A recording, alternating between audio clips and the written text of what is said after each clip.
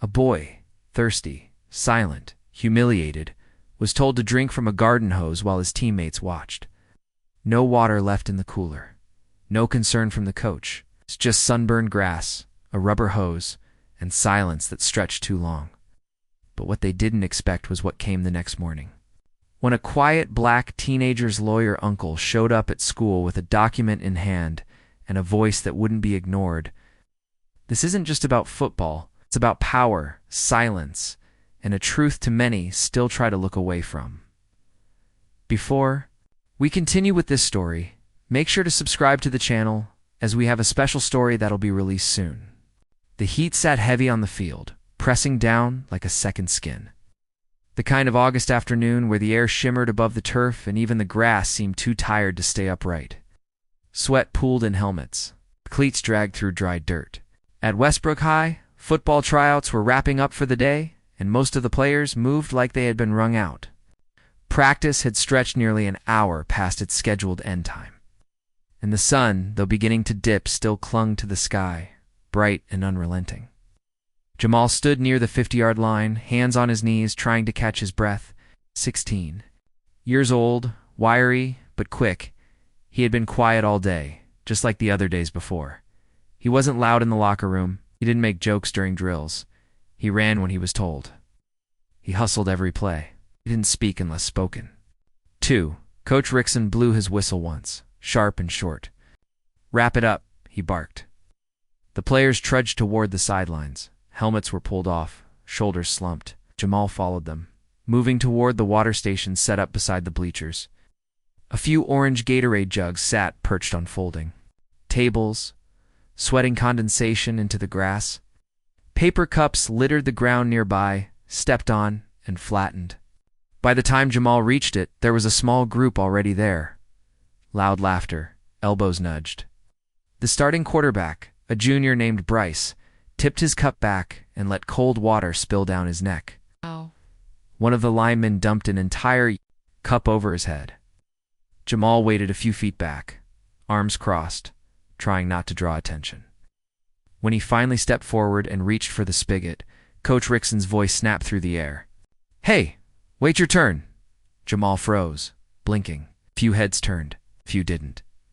Most of the other players were already walking toward the lockers. Jamal looked around.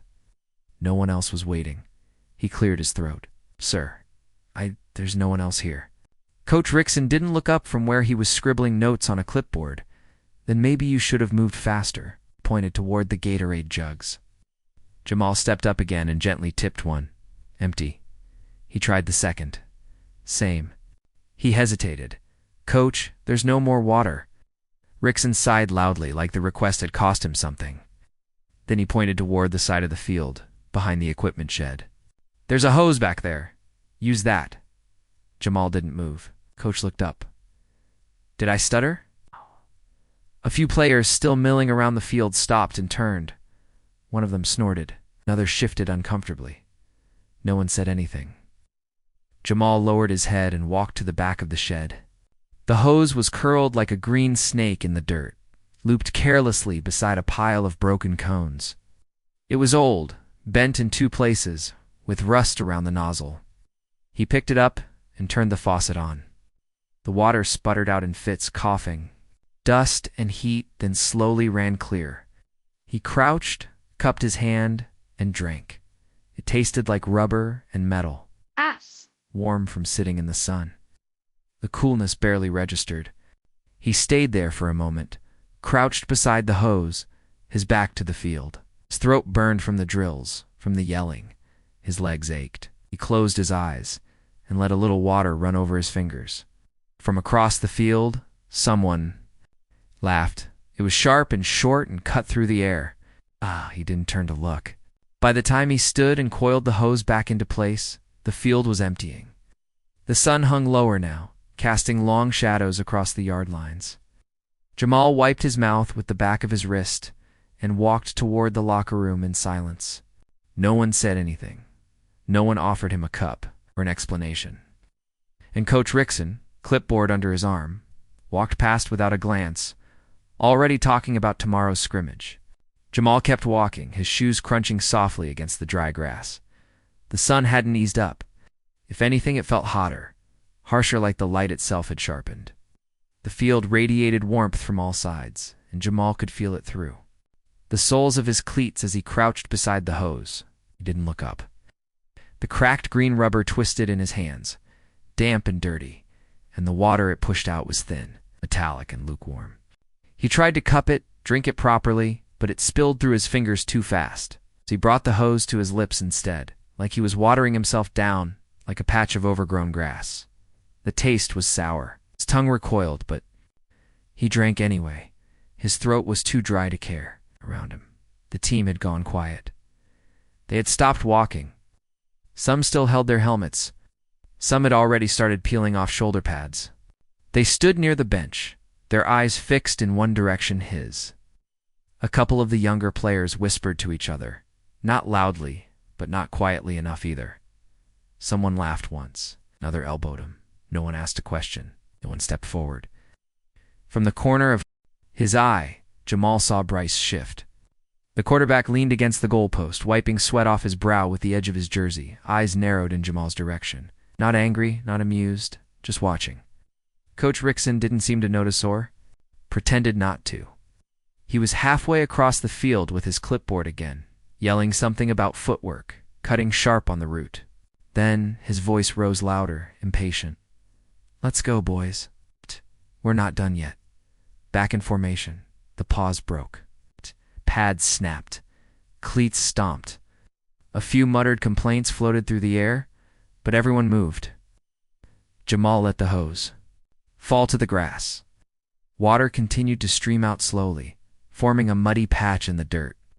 He wiped his mouth with the back of his wrist, tasting rubber and rust. His shirt stuck to his skin, damp from both the water and sweat. He didn't speak, didn't look up, just straightened his back and turned back toward the field. No one made space for him in the line. He found his own place. Coach barked the next drill, quick feet, change of direction, backpedal to the cone. Jamal did it, legs burning, lungs protesting. He moved fast, didn't stumble, didn't speak. The boy in front of him slipped and cursed under his breath. The one behind him dragged his feet, but Jamal hit every mark. When the drill ended, the team huddled near the coach. Someone made a crack about needing a shower. Someone else said something about the hose boy under his breath. Jamal didn't turn around. He'd heard it. Coach Rickson didn't flinch. "Again," he said, "this time cleaner." They ran it twice more. Jamal hit every mark again. The sun kept burning down. The Gatorade jug stayed empty. The hose continued to spill water onto the grass, forgotten. By the time practice ended for real, most of the boys were too tired to speak. Some didn't look at him at all. Others gave him side glances, curious, careful, but unwilling to say anything. Jamal grabbed his backpack from the edge of the bleachers. No one walked with him. No one slowed down to ask if he was okay. The silence felt louder than the drills ever had. He passed Bryce again, who hadn't moved from the post. Their eyes met for just a second. Bryce looked away. That was all. Jamal crossed the parking lot alone. The ground shimmered under the weight of the sun, and the sweat on his back cooled into something that felt less like relief and more like residue. His throat still ached. His mouth was still dry, but he didn't stop walking. Behind him, the field emptied out. The hose lay in the grass, still leaking. The walk home stretched longer than usual, even though the route hadn't changed. Jamal kept his head down, backpack slung low on one shoulder, the straps digging into his damp shirt. The sun followed him, even though it had started to dip toward the trees. Throwing orange light across cracked sidewalks and chain-link fences, he didn't take the shortcut through the lot behind the convenience store like he usually did. Instead, he stayed on the sidewalk, every step methodical, steady. His cleats clacked softly against the pavement, each step a quiet echo that faded into the warm evening. The neighborhood was still, a few window units buzzing above porches. Dogs barking in the distance, the smell of fried food hanging in the air. He passed a group of kids playing on the curb, their voices rising in sharp, happy bursts. One of them shouted his name. Jamal didn't turn around. The screen door at the front of his building was half open, the rusted hinge squealing as he pushed it in. The hallway was humid, stale. The smell of bleach from the downstairs hallway lingered in the air, mixing with something older, old wood, dust, the residue of summer. Jamal climbed the stairs without a word, opened the door to their unit, and slipped inside. Tasha was in the kitchen. She had just gotten home from the hospital, her scrubs wrinkled. A plastic container of leftover chicken stir-fry on the table in front of her. Her shoes were off. Her hair, usually tied back, had come loose in strands that stuck to her temple. She looked up when the door closed. "You're late," she said. Not accusing, just tired. "You eat anything after practice?" Jamal didn't answer. He walked past the kitchen, past the couch, into his bedroom, closing the door with a soft click. Tasha watched him go. Ash! She didn't call after him. She just sat there, a fork still in her hand, one bite half finished, her brow furrowing slowly. She glanced at the digital clock on the microwave, nearly 7:30. Practice had ended long before that. She listened for sounds from his room. There was nothing. Not even the usual shuffle of clothes being thrown to the floor, no rustling of pages. From his sketchbook, no muffled music from the cheap speaker he kept on his windowsill. Just silence. Tasha set her fork down and pushed the food away. Her stomach turned. There wasn't anything dramatic about the way he'd walked in, no slam. Of the door, no tears. But it was. In the way he didn't meet her eyes, in the way his shoulders sloped, the way he seemed smaller than he had when he left this morning. The boy who came home was a shade quieter, like something in him had folded inward. She rubbed at her temple and leaned back in the chair. The air in the apartment was thick and unmoving. The box fan rattled on the windowsill, blowing warm air into the kitchen. Her eyes drifted to Jamal's cleats by the door, still muddy, the laces curled, frayed and brown. Something inside her clenched, low and slow an instinct that came from years of raising a son alone, from long shifts where something small could mean something bigger. And you learn to trust the pauses more than the words. She wanted to knock on his door, ask what happened, demand to know. But she also knew that pushing too soon would make him lock the door harder. So instead, she sat at the table, hands folded, eyes on the stir-fry that was going cold. The hum of the fan, the faint creak of the ceiling, the quiet apartment hall of it wrapped around her like a weight. Something had happened. And whatever it was, it had changed the way her son walked. The way he looked at the floor, the way he didn't say her name. She didn't know what it was yet, but she would. The phone rang just after 9. Tasha was still sitting at the kitchen table, her untouched food now packed away in the fridge. The apartment dim except for the light above the stove. She had changed out of her scrubs, pulled on an old t-shirt, and tied her hair up again. But she hadn't moved much. She was still waiting. Not for anything in particular, just waiting. In that way mothers do when something is wrong and they don't know what it is yet. She reached for the phone on the third ring, checking the screen. The name made her pause.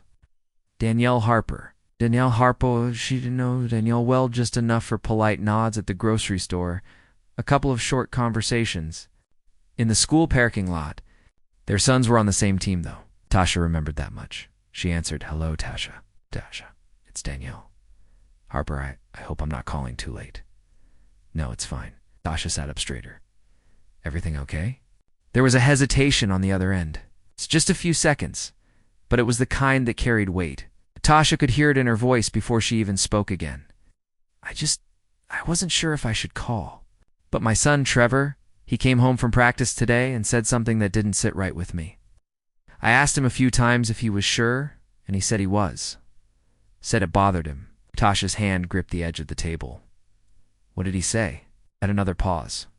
Then, carefully, he said that after practice, some of the boys went to the water station. You know, those big orange coolers? Jamal didn't get any. He said the coach told him to wait. And when he tried again, there wasn't anything. Left. Tasha didn't say anything. She waited. Danielle exhaled. Trevor said the coach pointed him toward a hose behind the shed. Tasha blinked slowly. Her jaw tightened. He said Jamal drank from the hose while the rest of them watched. Trevor didn't understand why. He kept asking me if Jamal was in trouble or something, but he didn't think he was. It's just that coach told him to. Still, Tasha didn't. Speak. She pressed the phone tighter to her ear. I didn't know if I should say something, Danielle went on, her voice lower now. I know these things can be complicated. I mean, maybe there was some misunderstanding or I don't know, but Trevor felt bad. He said he couldn't stop thinking about it. I thought you should know.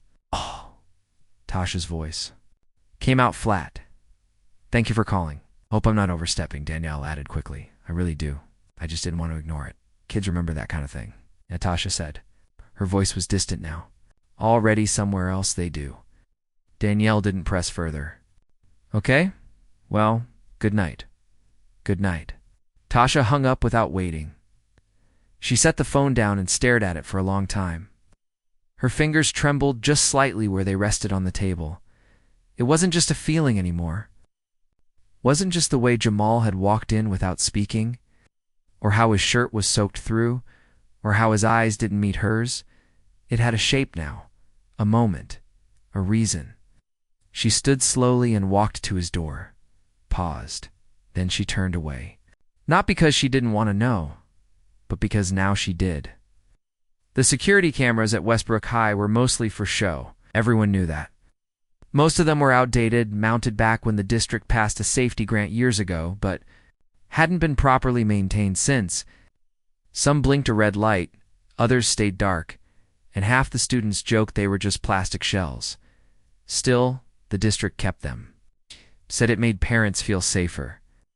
One camera in particular had been flagged months ago, field perimeter, southeast corner, mounted high on a light pole near the equipment shed. Maintenance reports listed it as inactive due to water damage. A ticket had been filed, but no one had gotten around to replacing it. It hadn't mattered much. Until now. Monday morning, before sunrise, a maintenance crew arrived early. Over the weekend, someone had spray-painted one of the lower walls behind the bleachers. Crude letters, black paint, some slurs too faded to make out. What? The janitors had cleaned it off before students arrived, but the school wanted to find out who did it. It was Leo, the oldest groundskeeper, who decided to check the footage anyway. He didn't expect much. Half the feeds were useless, filled with static or long stretches of nothing. But he knew the school grounds better than most and figured he might catch a shadow, a shape, something. He pulled the footage from the Friday evening prior, watching in silence from the tiny AV room just past the cafeteria.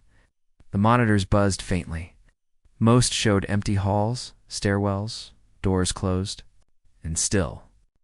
Then he pulled up the feed from camera 7, the one supposedly inactive. The image came to life. Grainy, tinted orange from the fading sun, but it was there. The field, the sidelines, the practice cones scattered like teeth. Players jogging off frame, few laughing, some walking toward the cooler. Then one boy, alone, stepped up to the cooler and turned the spigot. Waited.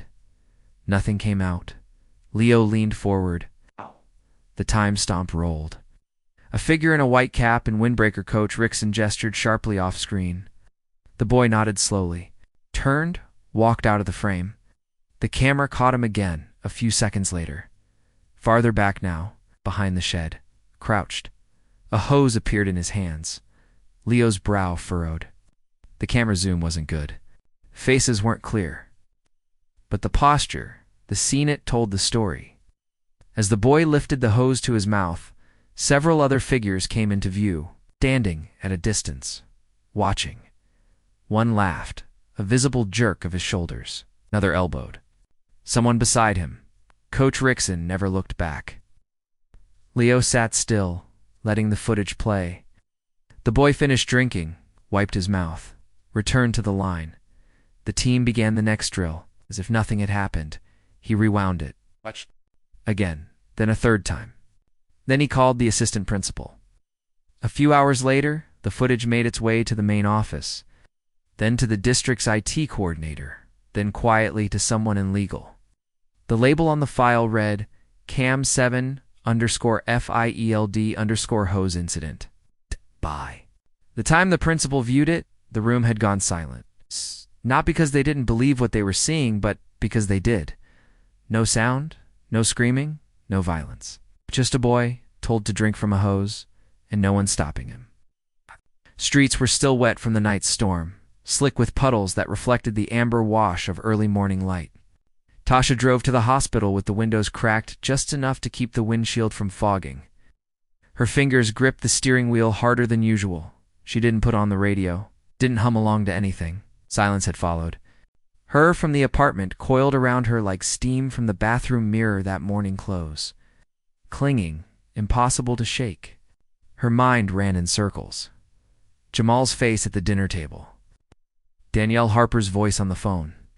The way her son hadn't said a word all night, just shut the door and disappeared into himself. It wasn't just about the hose. Not anymore.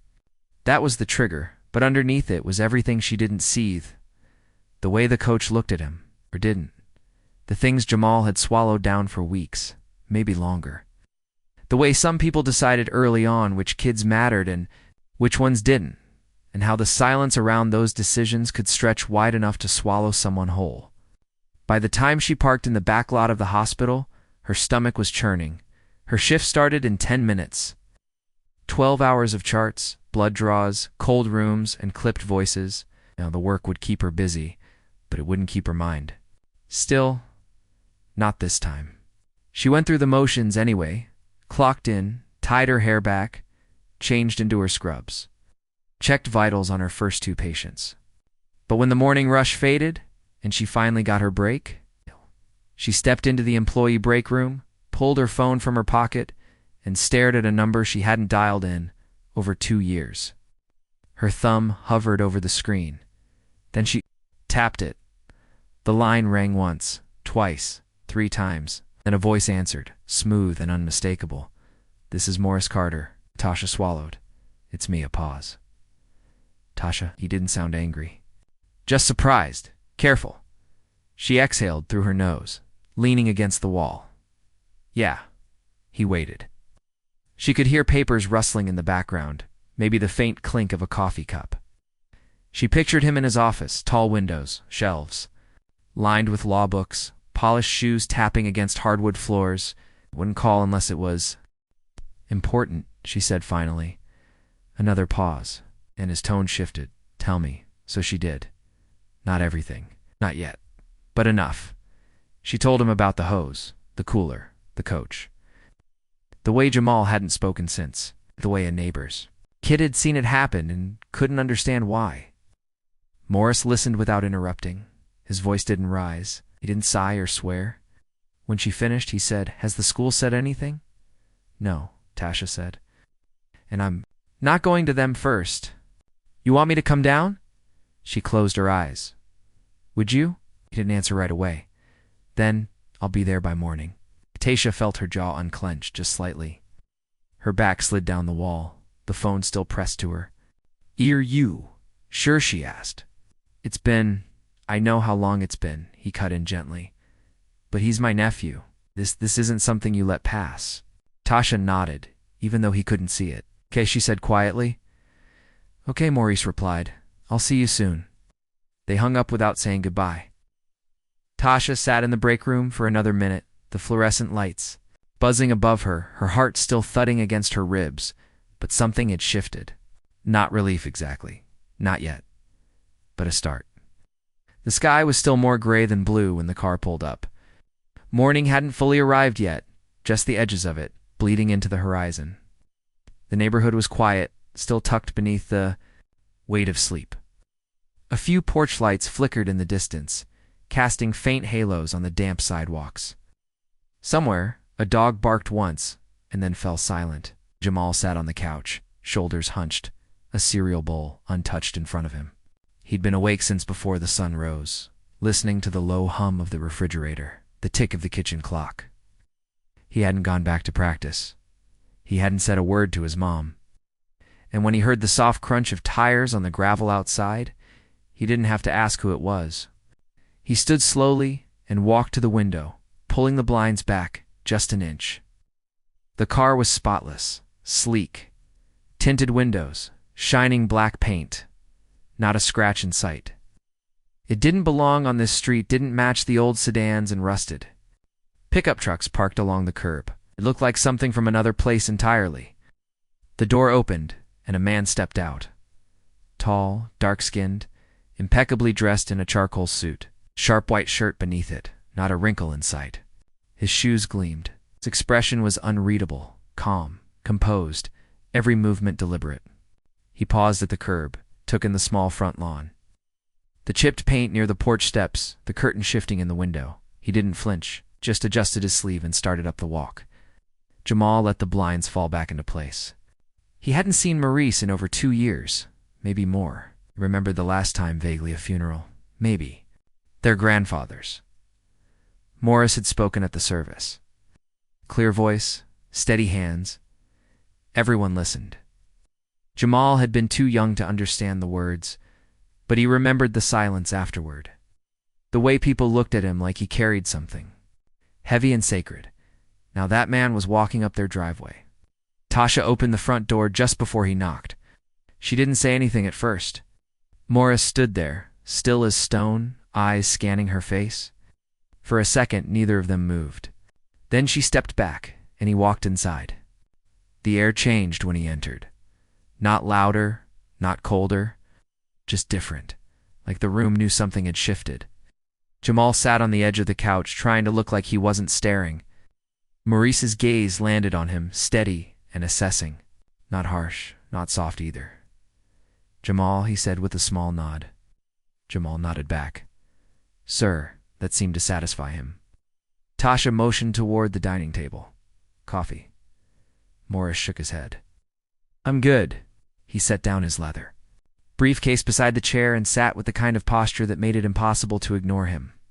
Tasha pulled out a chair across from him but didn't sit.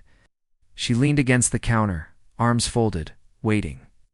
"I read everything," Morris said finally. "The footage, the maintenance logs, the board emails. Some people are already nervous. Others don't realize they should be." Jamal's brow furrowed. "You saw the video?" Morris turned to him. "Yes, I made sure of it." Jamal's stomach twisted. He wasn't sure which part felt worse, that someone had watched it or that someone finally believed it. Morris didn't press. He let the silence settle again. Then he leaned forward slightly. "You ready to talk about it?" Jamal's throat tightened. His eyes dropped to the table. "I don't know." Maurice nodded once, as if that was enough for now. Tasha finally moved, pulling out the chair beside her son. "Well," she said quietly, "we're not hiding from it anymore." Glanced at both of them. "No," he said, "you're not." The morning light filtered through the curtains in dull patches, casting uneven stripes. Across the kitchen floor, the room was still, save for the occasional creak of wood as the building adjusted to the changing temperature. Tasha had quietly disappeared into her bedroom to give them space, closing the door halfway but not all. The way enough to listen, not enough to hover. Morris sat at the kitchen table, jacket draped over the back of the chair, sleeves rolled neatly to the forearm. The suit remained immaculate, even in the humid weight of the apartment. In front of him, a legal pad lay flat, untouched. A pen rested beside it, uncapped but idle. Jamal sat opposite him, shoulders hunched slightly, fingers laced together in his lap. He didn't look up. His eyes were fixed somewhere just past Morris's elbow, like he was watching something only he could see. Morris didn't rush him. When he spoke, it wasn't in the clipped cadence of courtrooms or the language of briefs. It was quiet, plain, unpracticed. "Tell me what happened." Word for word. Jamal blinked slowly, his mouth parting like he might speak, but no sound came. Maurice leaned back just a little, making space with the gesture. His expression didn't change, but his posture softened, less an interrogation, more an invitation. Jamal's voice, when it finally came, was thin, brittle. "It was Friday," he began. "Tryouts had been long. Coach made us run double drills 'cause Bryce missed a snap." He paused. Morris didn't interrupt. "After practice, everybody went to the coolers, the big orange ones near the bleachers." Jamal scratched at the back of his neck, fingers twitching.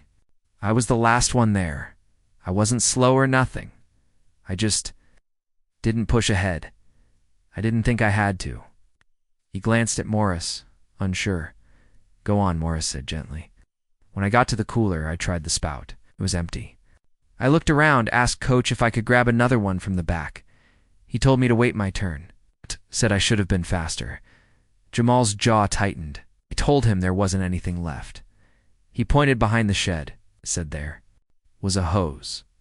Morris's face remained neutral, but his fingers curled ever so slightly against the table's edge. I thought maybe he was joking, but he wasn't smiling. Jamal's voice dropped, said it again, louder, so I went. He swallowed. Blinking hard, the hose was old, dirty. Water came out weird at first. I waited for it to run clear. Then I drank.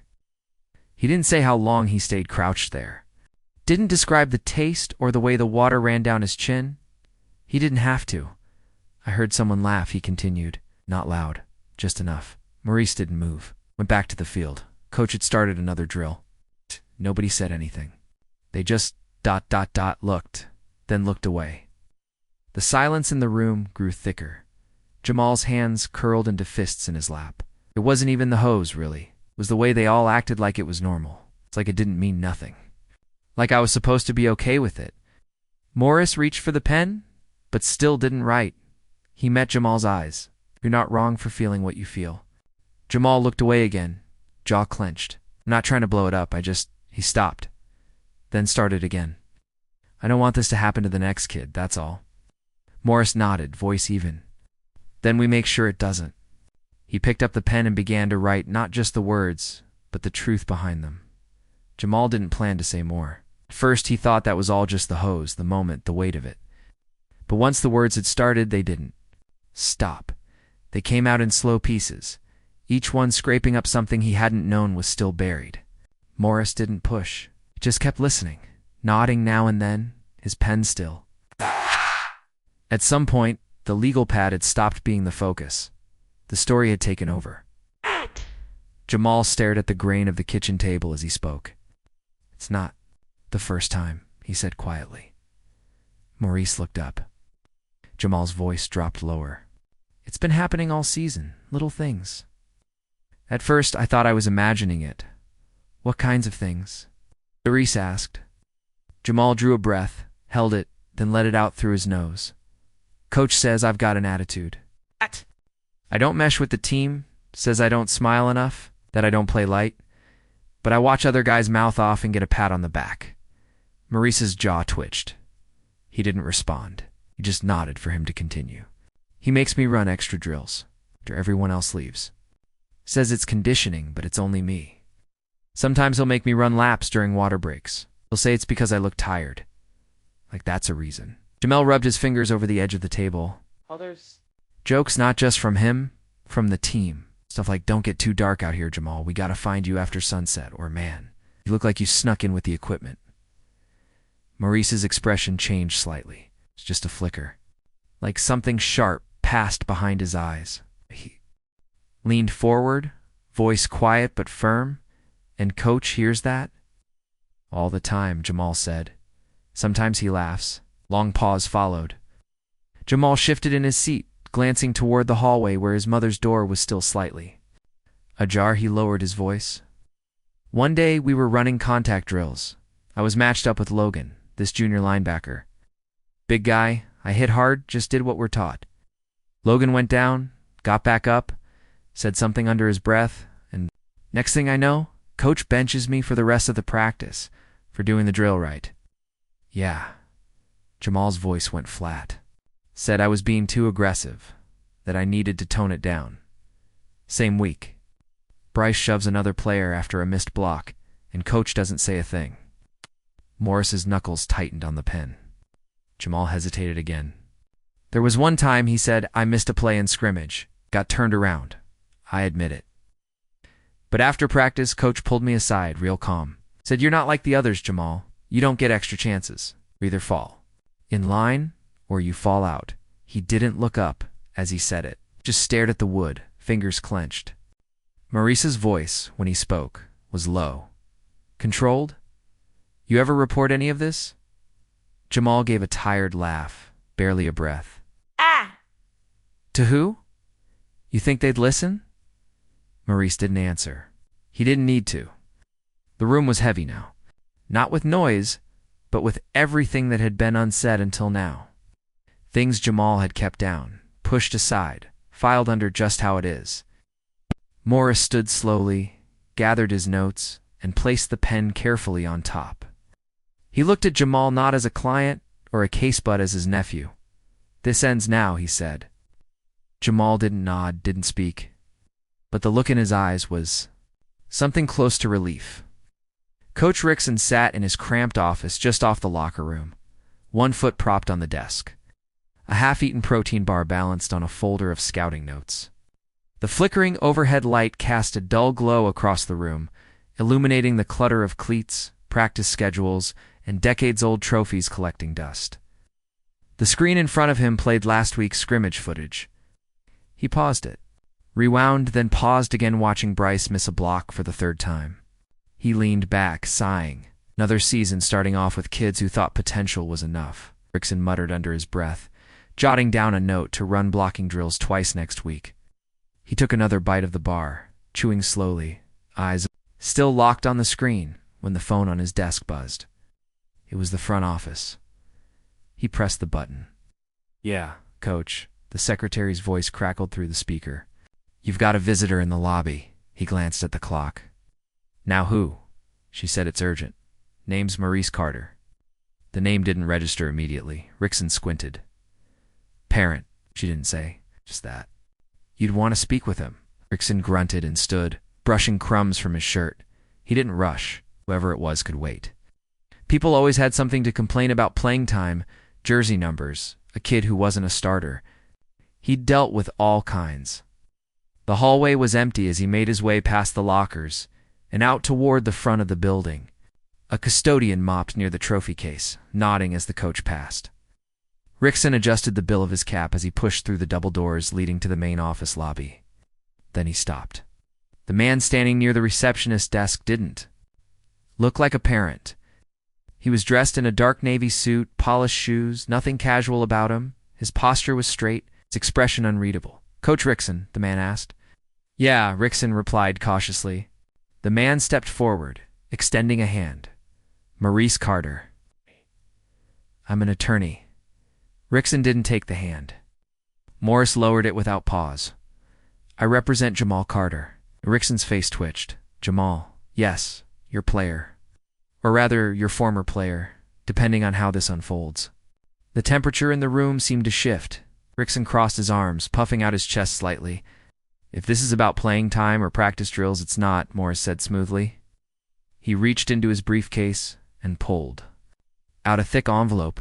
He didn't raise his voice, didn't posture. He just held it out between them, steady. "You're being formally served notice of potential legal action, harassment, discriminatory coaching practices, retaliatory conduct. The details are outlined here." Rickson didn't take the envelope at first. His jaw tightened. Color crept up his neck. "This some kind of joke?" he asked. Morris tilted his head slightly. "Why, I look like someone who jokes." Behind the front desk, the secretary had stopped typing. The silence in the lobby stretched long. Rickson finally snatched the envelope from his hand. He flipped through the pages without reading them, scoffing under his breath. "I treat all my players the same." Morris didn't blink. "That's going to be an interesting statement when we review the footage." Rickson's head jerked up. Morris continued. "The video from the Southeast Field camera, the one that shows you directing a 16-year-old to drink from a hose while the rest of the team watched." Rickson's face flushed deep red. That camera's been broken for months." "Apparently not." Morris gave a tight smile. "Lucky for us." He turned to leave, adjusting his cufflinks. "You'll want to retain counsel, Coach." Rickson stood frozen, the envelope hanging at his side, the weight of it sudden and unmistakable. Maurice didn't look back as he stepped out into the morning light. The call came just as Tasha was folding laundry in the living room, a basket of clean scrubs and gym clothes balanced on her lap. The sun was low in the sky, slanting through the blinds and golden bars across the carpet. Jamal was in his room with the door closed, headphones on, the low beat of music barely audible through the wall. Maurice was seated at the kitchen table, typing quietly on his laptop, files neatly stacked beside him. Tasha checked the screen as her phone buzzed. Westbrook High School. She answered, voice even. Hello? Miss Carter, this is Principal Wallace. Hope I'm not catching you at a bad time. She didn't respond right away. She set the laundry aside, stood slowly. Depends. There was a pause on the other end, like the principal was recalibrating his tone. I wanted to speak with you personally before anything moved forward formally. There's been a bit of a misunderstanding, it seems. Tasha narrowed her eyes. Misunderstanding? I understand there was an incident involving Coach Rickson and your son. We're looking into it, of course. We take these matters? Seriously? You're just now looking into it? Her voice was quiet but sharp. Well, we hadn't received any direct complaints until very recently. But again, we're committed to making sure all of our students feel safe and supported. She could hear the distance in his voice, the way he clung to his official tone like it could shield him from saying anything too real. I also understand Mr. Morris Carter paid a visit to the campus this morning. He did. Well, the principal continued. That's part of why I'm calling. I was hoping we might handle this matter internally. Keep it within. The district framework.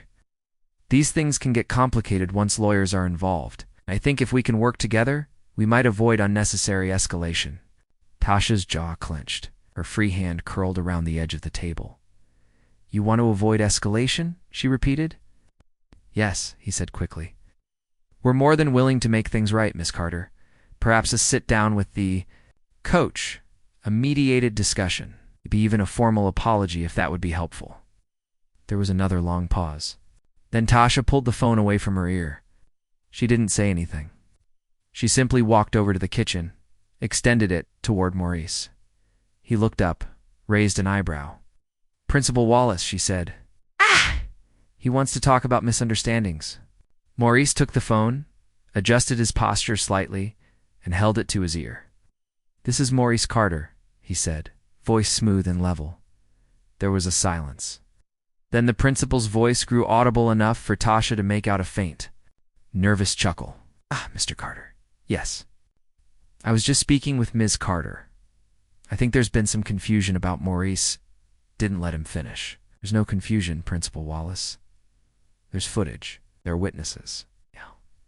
There's a documented pattern of misconduct. And selective discipline. What you're experiencing right now isn't escalation, it's accountability. Tasha watched him, arms folded. I'm not calling to negotiate, Morris continued. I'm calling to inform. You have a systemic issue on your hands. I suggest you prepare your board for scrutiny. Another pause. I hope for your sake, Morris said, voice cool, that you're more interested in justice than damage control. He held the phone for another few seconds, listening. Then, have a good day, Principal Wallace. He ended the call and placed the phone on the table like it was nothing more than a paperweight. Tasha let out a slow breath. You think they're going to take it seriously now? Morris leaned back, folding his hands calmly. They will, he said, or they'll wish they had. By the end of the week, the story had left the Carter household and begun to seep into the walls of the school, the sidewalks of the neighborhood, the aisles of the grocery store. Not all at once. Not loudly. Just enough. Quiet conversations. At locker rows, half-finished sentences in the teacher's lounge, a mother pulling her child aside at the carpool line. Did you see anything? Did you say anything? At Westbrook High, the students felt it first. The air shifted. Eyes lingered. Longer in the halls? Some kids whispered Jamal's name like it was a secret. Others acted like they hadn't heard anything at all. A few joked softly, with forced laughter about drinking from hoses, trying to make light of something they didn't understand or didn't want to. One teacher, a first-year history teacher, tried to start a conversation in class about equity, about the importance of speaking up. 3 students looked down at their desks. One boy muttered under his breath, "Not our problem." She didn't try again. Behind closed doors, the staff had their own meeting. It wasn't official. It wasn't on the calendar. It been said in whispers to bring them together in the conference room during lunch. One teacher asked if it was true that a lawyer had shown up. Another said they heard the footage was real. A third leaned in and asked the question no one wanted to say out loud. Do you think it was racial? No one answered right away. The assistant principal broke the silence. We're not here to speculate. Just stay neutral. At the district. Handle it. Neutral, it turned out, meant quiet. In the community, the story took on different shapes, depending on who was telling it. At the barber shop near the corner of 8th and Wilson, the older men didn't mince words. They remembered when drinking from the hose wasn't just about thirst. It was about who had access to what. One of them said that boy's lucky he's got family that knows how to fight back. Another nodded. Lucky his mama didn't. Just let it slide. But just down the street at the hardware store, 2 men leaned over the counter and rolled their eyes. It's football, one said. Coaches have been tough forever. Now everybody's sensitive. It's a hose, the other added. Not everything is about race. At the elementary school where Tasha used to volunteer before taking on more shifts, one of the PTA mothers asked her friend if she'd heard about the incident. Her voice dropped to a whisper, even though they were alone. I mean, I don't know what really happened, but if it's true, that's awful. Still, do we really need the lawyers involved? It's that kind of thing. Just brings drama. Across town, one of the JV players who'd seen it all stood in his bedroom staring at his phone. He had typed Jamal a message twice already and deleted both. He didn't know what to say, didn't know how to say. I should have said something then. At Sunday service, Pastor Reed didn't mention it by name, but his sermon lingered. On the word silence, he talked about the sin of omission, the cost of standing by. And still, the town split quietly, along lines that didn't appear on maps. Some believed Jamal, some believed it wasn't that bad. Some didn't want to believe anything at all. By Monday, the school was a place where conversations ended when someone walked in, where some kids kept their heads down and others watched. Everything, waiting to see what would happen next. Lines were being drawn, not in the open, but deep and quiet, the kind that last. Morris was standing at the kitchen counter, a mug of untouched coffee beside him, when his phone buzzed. The screen lit up with an unfamiliar number and the label No Caller ID. He almost dismissed it. Lately, calls had been coming in from every direction, journalists fishing for quotes, advocacy groups offering support, distant relatives suddenly remembering family ties. But something about the timing made him swipe to answer. Hello? A voice came through, low and rushed. This is off the record. Can't talk long. Maurice didn't respond immediately. He just waited. I'm the secretary in the front office. You don't know me, but I know what's happening with Jamal. I have something you need to see. Still, he said nothing. To the address from your legal notice. Check your email in 5 minutes. The call ended. Morris stared at the phone for a second before walking back to the kitchen table and opening his laptop. He refreshed his inbox. There it was. No subject, line, no signature. Just a forwarded email chain with the words, "Figured you'd want the full picture." He opened it. The thread spanned several days. It began before his visit to the school back, when the administration thought the video had been quietly buried. It had started as an internal update, marked confidential, with a terse subject line, incident on field. September 8th, the first email was clinical, mechanical. A brief note from a vice principal summarizing a possible concern regarding practice conduct. A vague mention of a parent inquiry, no names. No acknowledgement of what had happened, only that the situation is being monitored. Was the replies that told the real story? One teacher had written, "He's not even a starter, right? Not worth all this fuss?" Another chimed in, "Let's not turn this into another headline." Someone else responded with a poorly veiled joke. "It's just a hose. We all drank from hoses growing up." Builds character. The tone wasn't overtly cruel. That was the part that stung. The most. It was casual, offhand, like they were talking about a misplaced permission slip or a minor scheduling issue, not a public humiliation of a 16-year-old student. Near the bottom of the thread, the principal had added a line of his own. "We'll get ahead of this. Let's remind staff to keep things neutral. No need for outside narratives. No need for outside narratives." Morris scrolled slowly, jaw tightening. It was all their proof that they knew, that they talked that they had chosen to treat it as an inconvenience rather than a child's dignity. They weren't concerned about the harm. They were concerned about exposure. He read the thread again. Then he printed it. When Tasha got home that night, still in scrubs, she saw the pages spread out across the table. Her eyes scanned the bolded names at the top, people she had passed at parent-teacher night, faces she had nodded to in the hallways, voices she had trusted to protect her child. She didn't say anything. Morris slid the papers toward her. They didn't expect you to see this. Tasha stood still, one hand on the back of a chair, eyes moving down the page, her fingers curled. They think it's a joke, she said softly. They think it'll blow over. She didn't look at him when she spoke again. Then we make sure it doesn't. Outside, the street was quiet. But inside that apartment, something shifted. A new kind of stillness settled in, not the stillness of fear, but of preparation.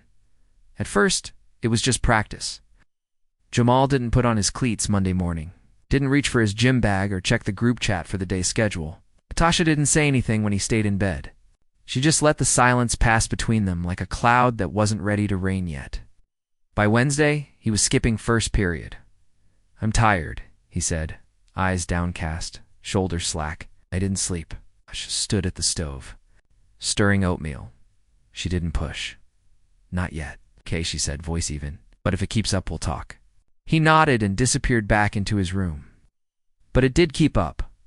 Thursday came. Then Friday. No school. No calls to friends. He barely touched his phone. When he wasn't sleeping, he was sitting on the couch, knees pulled up, watching TV with the volume low and his eyes unfocused. He didn't laugh at the funny parts. Didn't comment when commercials came on. Just stared, as if waiting for something to change. At night, the apartment stayed quiet until almost midnight. Then Tasha would hear him soft pacing back and forth in his room, the faint creak of floorboards under his steps. Once she found him sitting by the window, just watching the street. He didn't hear her open the door. She didn't say anything then either. She closed the door quietly and let him be. But by Saturday, the heaviness had settled into something different. Something harder. He barely touched his food, barely moved. Not out of laziness, not out of defiance, but because it took effort. To go through the motions of pretending like things were fine, Morris noticed it too. That morning, after Jamal disappeared back into his room, Maurice poured himself a cup of coffee and leaned against the kitchen counter. He's holding it all in, he said quietly. Tasha nodded. I know. I can file the motion, can take it to the district. But if this goes public, he's going to be at the center of it. Tasha stared into her own cup. He already is. That afternoon, Morris knocked once and entered Jamal's room. The boy was sitting on the floor, sketchbook open, but untouched. A pencil in his hand that hadn't moved in minutes. The light from the window fell across his face in fractured lines. Morris didn't sit. He didn't pull up a chair or pace the room. He just stood in the doorway, arms crossed loosely. This isn't about what they did to you, he said. It's about what happens next. Jamal didn't look up.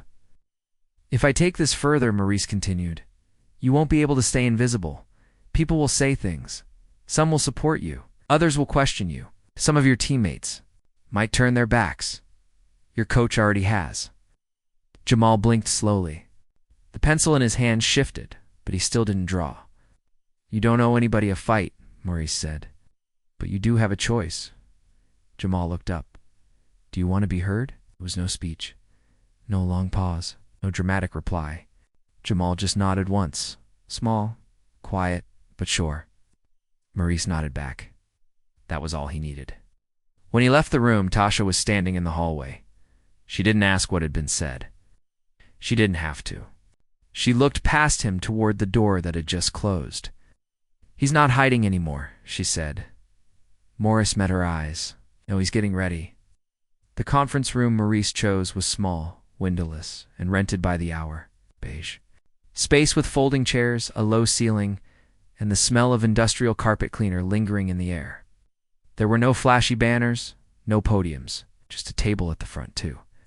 Microphones, and a laptop connected to a screen. It wasn't designed for spectacle. It was designed for control. Morris had sent the invitations quietly, no mass press release, no early leaks. Just a direct email to a handful of local outlets. A couple of independent journalists who still took their work seriously. And one young reporter from a regional station known for her quiet persistence more than her ambition. The subject line read simply, "A matter of accountability. Westbrook High." The press conference was scheduled for noon. By 11:50, there were 7 people seated, most with notepads or phones in their laps. No satellite trucks, no camera. Crews, just eyes waiting for something real. Tasha sat in the second row, her hands folded in her lap, not speaking. Jamal sat beside her, hood up, gaze fixed on a point far away. Didn't touch his phone. He didn't look at anyone. Stood at the front, dressed not in his usual suit, but in a plain black shirt and slacks. He wasn't here as a litigator today. He was here as a witness, someone telling the truth without waiting for permission. When the clock hit 12, he stepped up to the table and turned on the microphone. He didn't clear his throat. Didn't thank anyone for coming. He just began. "My name is Maurice Carter. I'm an attorney. I represent Jamal Carter, a student athlete at Westbrook High School." The room was still. What you're about to see is unedited security. Footage from a school-owned camera. It was recovered from the southeast corner of the football field. He clicked a button on the laptop. Screen behind him flickered to life. The video played without commentary. The field. The boys. The coach. Jamal stepping toward the cooler. The coach pointing away. Jamal walking alone. The hose. The laughter in the background. And then the drills resuming like nothing had happened. No sound, no commentary, just silence and sunlight. When it ended, Morris let the image linger on the final frame. Jamal, running routes again, back in line, soaking wet. This happened. To a minor, Maurice said calmly. At a public school? Under the supervision of adults? In front of peers? And it was allowed to happen because silence has a long history of being mistaken for discipline. He didn't raise his voice. Didn't pound the table. He listed facts. The coach's name? The district's lack of response. The internal email thread. The printed quotes. The just a hose joke. When he finished, there were no gasps, no rush of questions. Just the sound of fingers typing quietly. A phone buzzing in someone's coat. One of the reporters raised her hand. Will Jamal be speaking? Morris shook his head. He's already said enough. He took a few questions. Tasha didn't speak. Jamal never looked up. When it ended, Maurice gathered his materials calmly, shook one hand, nodded to another, and walked Jamal and Tasha out the side door. They stepped into the parking lot, the afternoon sun waiting like an old truth. In the days that followed, the clip found its way online. It didn't go viral overnight, but it spread. Quietly. Steadily. A post on a parenting forum. A retweet from a former player. A blog entry from a civil rights educator. And slowly, the silence began to break. Jamal didn't read the comments, but he watched the views climb. Not like someone looking for attention. Like someone watching a door slowly open. One he hadn't expected would ever open for him. The video was only 43 seconds long, shot in a bedroom with soft light filtering through navy blue curtains. A teenage boy sat in front of a bare wall wearing a plain white t-shirt. No fancy edits, no background music. Just a phone propped up on a desk and a message he couldn't keep quiet any longer. "Hey," he began, voice a little shaky. "Name's Devin. I play wide receiver at Westbrook. I was at practice that day. I saw what happened to Jamal." He swallowed, looked down, then back at the camera. "I didn't say anything then, and that's on me. But I'm saying something now." He paused, eyes flicking away again. It was clear he'd rehearsed this in his head a dozen times, maybe. More, but there was nothing rehearsed in his expression, just a quiet urgency. Coach Rickson told Jamal to get water from the hose.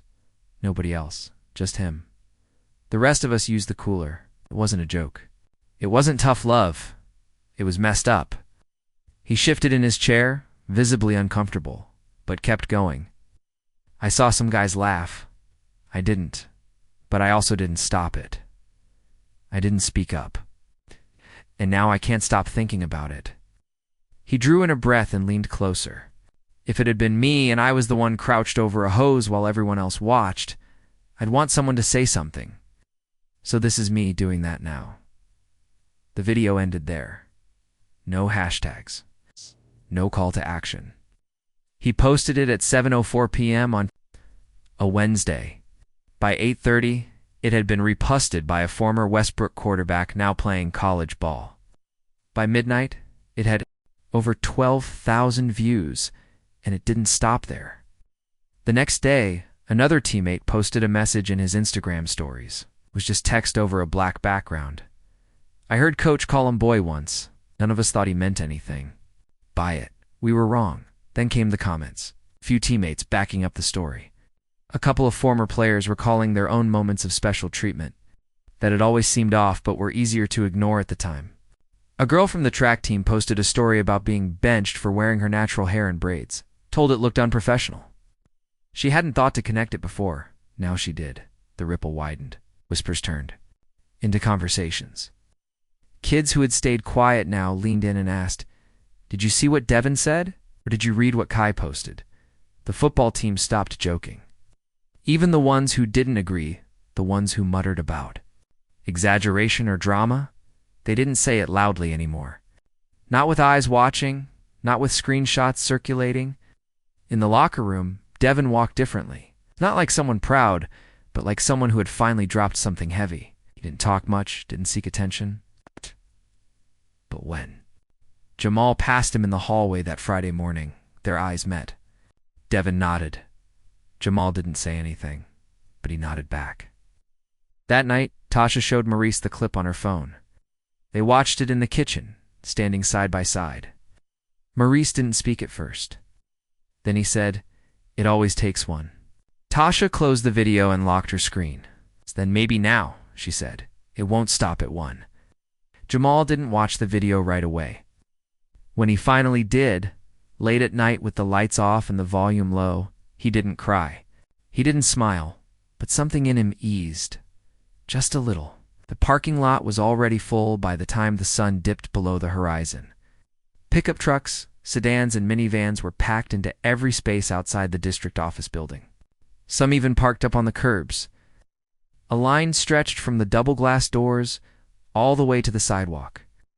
People stood in clumps, some murmuring quietly, others holding their phones, reading and scrolling, heads shaking. Inside the boardroom was at capacity 20 minutes before the meeting was scheduled to begin.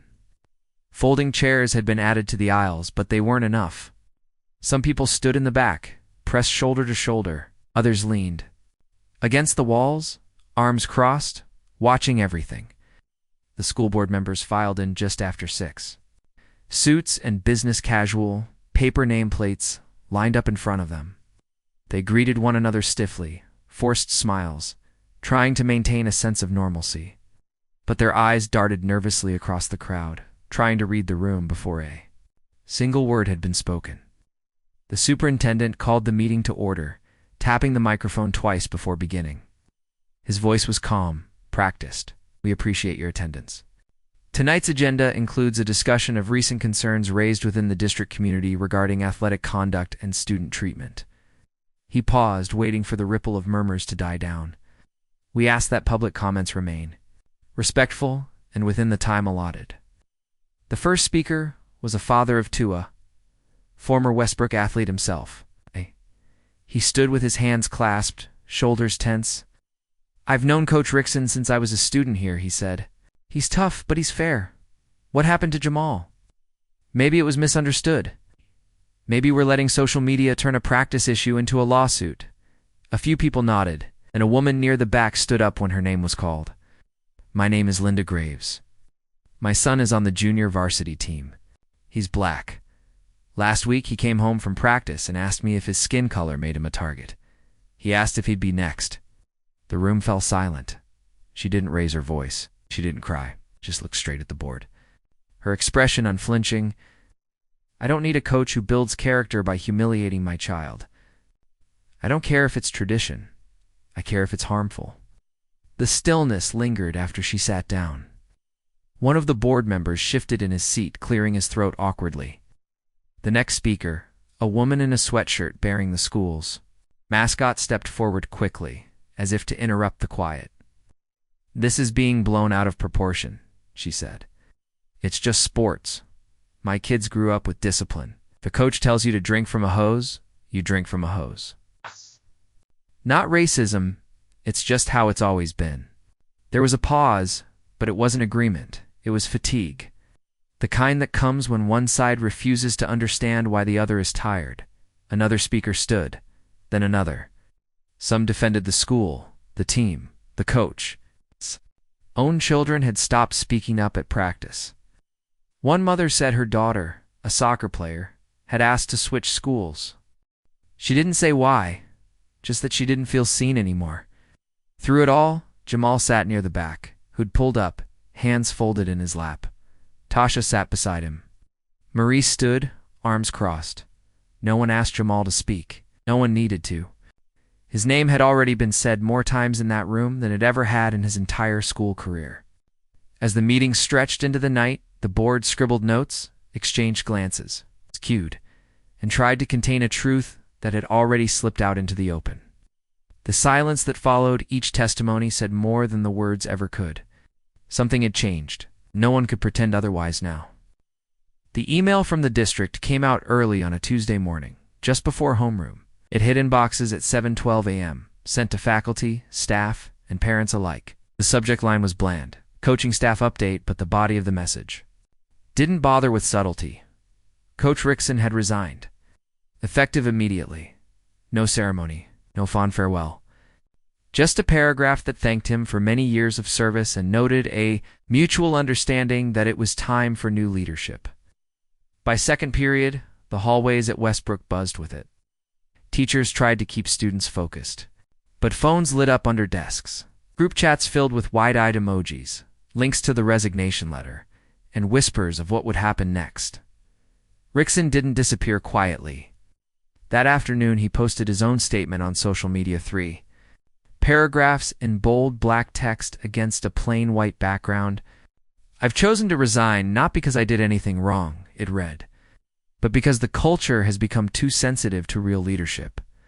What was once discipline is now labeled abuse. What was once resilience is now oppression." Didn't mention Jamal by name, but everyone knew who he meant when he referred to the wave of outside pressure and legal interference by people who don't understand the game. The comments under his post were divided. Former players chimed in, some offering support, others quietly unfollowing. A few echoed his sentiments. "Coach Rickson made men," one said. "If you can't handle a hose, how are you going to handle life?" But the tide had shifted. Publicly, the defense didn't land the same way it once would have.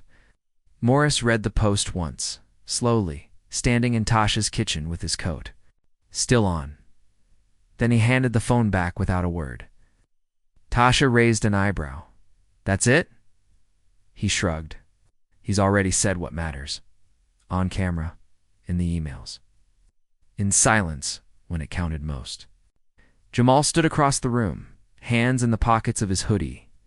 He didn't react to the news, just stared out the window at the tree-lined street, where the last of the summer leaves clung to their branches. Maurice finally spoke again, voice calm. He'll be remembered for what he did, not what he said walking out. Word of the resignation spread through the community with an uneasy ripple. Some parents cheered, calling it overdue. Others called it a witch hunt. A few complained at the grocery store that good coaches were being run out for doing their jobs. But there was no rally to bring Rickson back, no petitions, no posters in the front yards. Westbrook moved on because it had to. The following Friday, the team played its first game without him. Interim coaches stepped in. Plays were simplified. Practices shortened. The team lost by 10 points. Afterward, no one blamed Jamal. A reporter from the local paper asked Maurice for a comment. He declined, said it wasn't about winning or losing. It was about something deeper. That weekend, the school quietly removed Rickson's name from the trophy case plaque. No announcement. Just a replacement plate. Blank for now. Jamal noticed it on Monday morning as he walked to class, paused for a moment, looked at the empty space, and then kept walking. He didn't say anything, but he didn't hang his head either. The folding chairs in the community center creaked beneath shifting weight as the forum filled to capacity. The room smelled faintly of floor polish and warm plastic, the overhead lights buzzing faintly in the quiet moments between speakers. Town hall-style forums weren't uncommon in Westbrook, but this one felt different. There were no politicians up front, no long agendas to get through. Just a microphone, a single stand in the middle of the room, and a list of names signed in ink on a clipboard passed around the crowd. Tasha sat in the second row, her hands clasped tightly in her lap, her thumb rubbing the edge of a tissue she hadn't needed yet. Morris leaned forward beside her, elbows on his knees, his expression unreadable, but focused. On the other side of the room sat teachers, board members, parents, some supportive, some cautious, some defensive. The space between them all felt taut, like something invisible was holding the air together. Jamal sat toward the back. He hadn't planned to speak, at least that's what he'd said when the idea first came up. He told Maurice he didn't want to be a symbol, didn't want to stand behind microphones or be anyone's headline. Maurice didn't push him. He just said, "Then speak like you're still a person. Nothing more, nothing less." For the first hour, Jamal just listened. A woman stood up and talked about discipline, about the way things used to be. A man followed her, describing how his son had lost his love of the game because of fear that speaking up would get him benched, or worse, ignored. Then, a teacher shared what she had seen in the locker room, moments she hadn't thought were that bad until this all happened. Her voice cracked halfway through. She sat down quickly. The moderator called the next name on the list, and there was a pause. Then Jamal stood. Tasha's breath caught. Maurice turned slowly. Jamal's steps toward the mic weren't loud, but every shuffle of his shoes against the tile floor echoed. He walked like he wasn't sure he'd make it all the way there, like every step was a decision. When he reached the stand, he didn't look up right away. He adjusted the mic without speaking, both hands gripping the edges of the podium like it might float away. His voice, when it came, was low, barely above a whisper. "My name is Jamal Carter." A few chairs shifted, heads turned. "Football, or I used to. I don't know what I'll do next." He paused, swallowing hard. "I didn't come here to get anyone fired. I didn't want any of this to be about attention. I just wanted to be treated like I mattered." He looked up then, his gaze scanning the room. He didn't glare. He didn't plead. He just looked. Level, tired. "When Coach told me to drink from the hose, I didn't say anything, because I didn't think I could. I didn't think anyone would care." He blinked once, voice catching. "I didn't want to be the kid who complained. Wanted to be the kid who finished practice." His hands tightened slightly around the podium's edge. "But now I know that finishing isn't the same thing as surviving, and silence doesn't make things better. It just lets people keep pretending." That was it. He stepped back. There was no applause, no clapping, no standing ovation. It's just stillness, a listening kind of stillness. When he returned to his seat, Tasha reached for his hand but didn't say a word. In that room, filled with stories and denials and memories and weight, Jamal had spoken. Not for attention, not for vengeance, just for truth. And the truth was enough. The envelope was thick, the kind that didn't bend easily, the kind printed with a return address that made it clear it hadn't been mailed lightly. It arrived by courier late on a Wednesday afternoon, handed over without comment to Morris, who signed for it without asking questions. He brought it inside, placed it on the kitchen table, and left it unopened until Tasha and Jamal were both home. When Jamal walked through the door that evening, backpack slung over one shoulder, he noticed the envelope right away. Wait. Sat in the middle of the table like it had something to prove. Morris was already seated, calm as ever, sleeves rolled, tie loosened. Tasha joined them a few minutes later, still in her scrubs, the knees faintly stained from hours on her feet. No one rushed to open it. Maurice waited until they were both seated, then slid it forward. "It's from the district," he said, his voice measured. "A formal apology? and a settlement offer. Jamal looked at it but didn't move. Tasha's eyes didn't leave Maurice. How much? Morris opened the envelope slowly, pulled out the documents, and laid them flat. The letter is from the superintendent's office, signed by the board. They acknowledged the incident, the failure in leadership, and the damage caused by the school's inaction. Tasha's mouth tightened.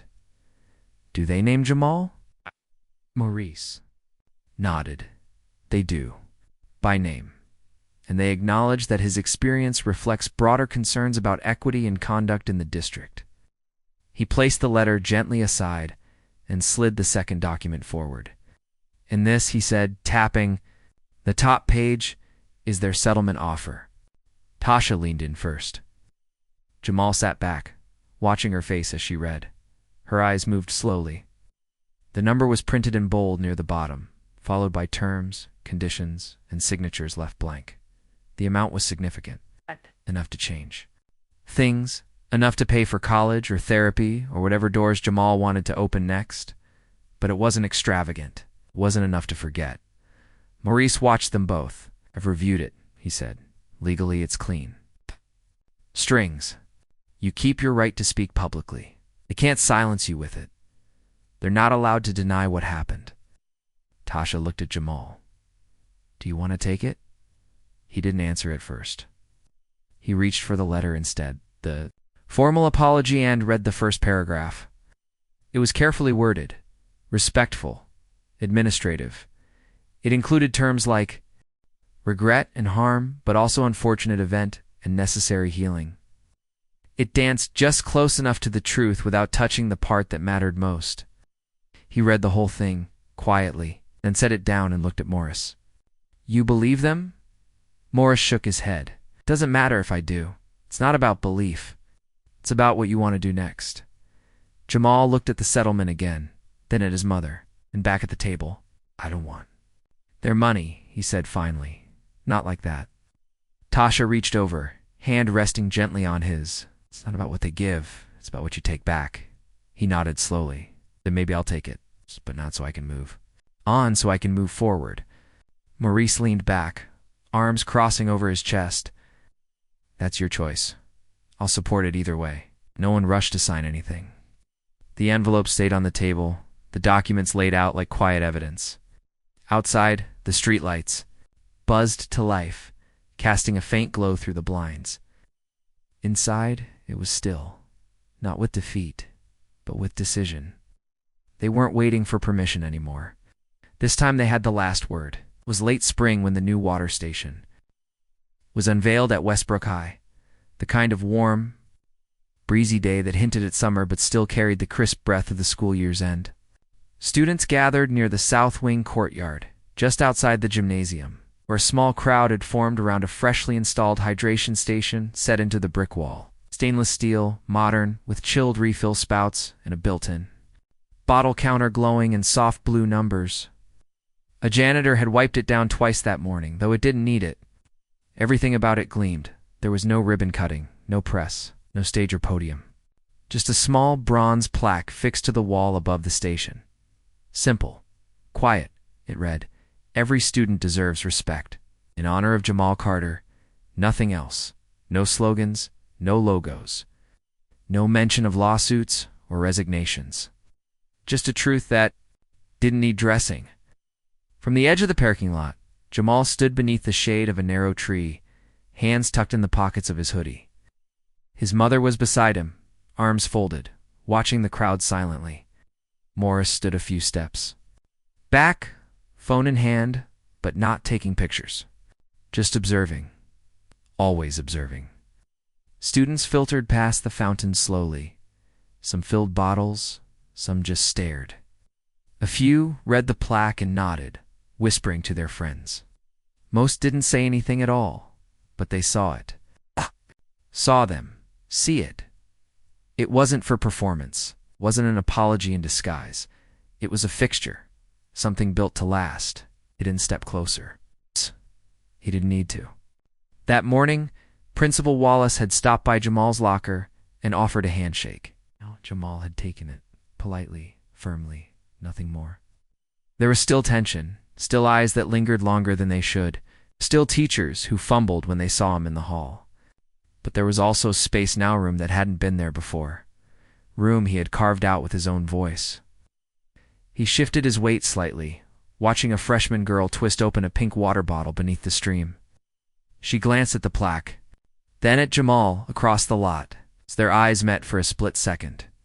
She smiled, small but sincere. Jamal nodded once.